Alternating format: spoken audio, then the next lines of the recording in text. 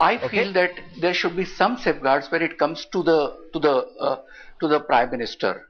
There are 4 safeguards which are recommended by the NCPRI, and I support some of them.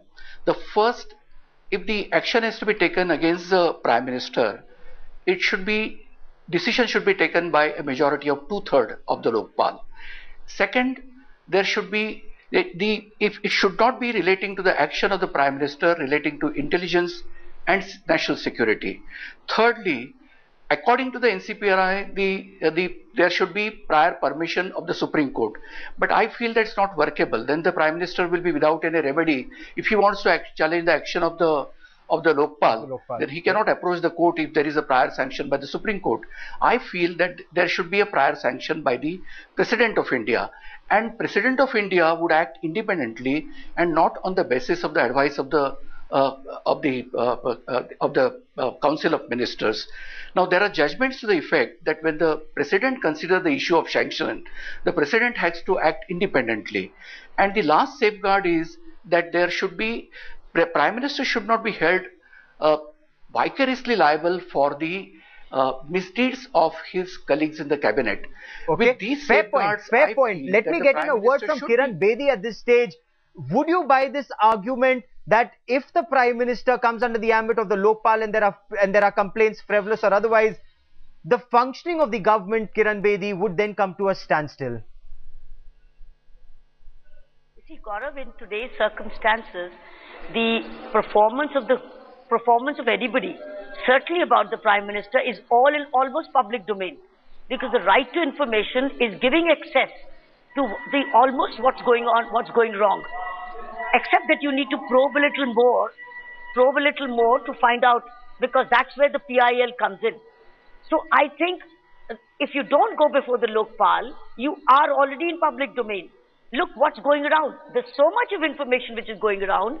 In fact, it's in the interest of the Prime Minister to be under the Lokpal, as my earlier speakers have said, and I want to endorse what Mr. Subramaniam said, and the earlier speaker from NCP. What was Mr. Day? Was it Mr. Day? Justice Shah, former Chief Justice Shah. Oh, that was Mr. Justice Shah.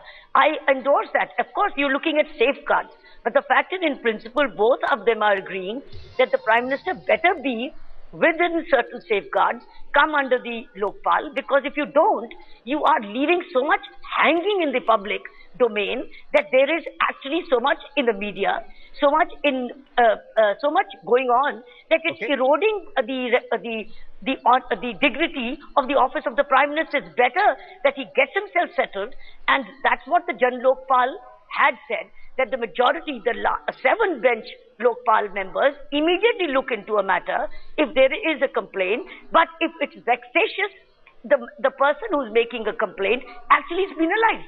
So it's a 7-member, and in that 7-member, it's a mixture of judges and civil society. So therefore, it's much better. It's in the interest of the reputation of the Prime Minister to get himself cleared rather than things hanging around. And Anupam Kher, yeah, isn't it strange that the Prime Minister says that I want to be in the ambit of the Lokpal, but my cabinet colleagues are not in favor and the party is not in favor? Do you find that rather strange, Anupam Kher? Gaurav, before I come to that question, I first must say that I am the least qualified person among this panel, because they are all very, very well qualified about this. I will speak to you as a citizen of this country.